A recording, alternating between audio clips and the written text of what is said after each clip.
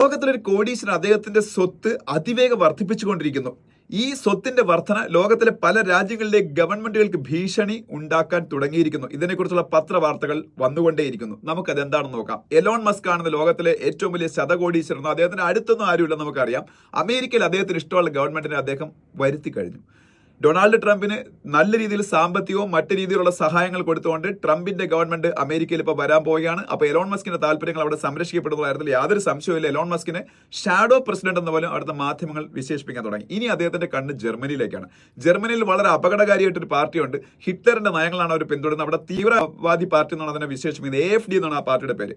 ജർമ്മനിയിൽ ഇപ്പോൾ ഇലക്ഷൻ നടക്കാൻ പോവുക. അവിടെ AfD വിജയിപ്പിച്ച് മാത്രമേ ജർമ്മനിയെ സേവ് ചെയ്യാൻ പറ്റുന്നുള്ളൊരു പ്രചരണം എക്സ് വഴി, അദ്ദേഹത്തിന്റെ സ്വന്തം സാമൂഹ്യ മാധ്യമമാണ് എക്സ് വഴി അദ്ദേഹം പ്രചരണം തുടങ്ങിക്കഴിഞ്ഞു. ഒപ്പം അദ്ദേഹം സാമ്പത്തിക സഹായം ആ പാർട്ടിക്ക് കൊടുക്കുന്നുണ്ട്.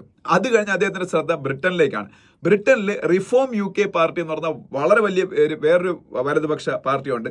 ആ പാർട്ടിക്ക് $10 കോടി സാമ്പത്തിക സഹായം അദ്ദേഹം പ്രഖ്യാപിച്ചിരിക്കുകയാണെന്നാണ് പറഞ്ഞത്. ഡയറക്റ്റ്ലി അദ്ദേഹത്തിന് കൊടുക്കാൻ പറ്റാത്തതുകൊണ്ട് അദ്ദേഹത്തിന്റെ ബ്രിട്ടനിലെ കമ്പനികൾ വഴിയാണ് ഈ സാമ്പത്തിക സഹായം റിഫോം UK പാർട്ടിക്ക് കൊടുക്കുന്നത്.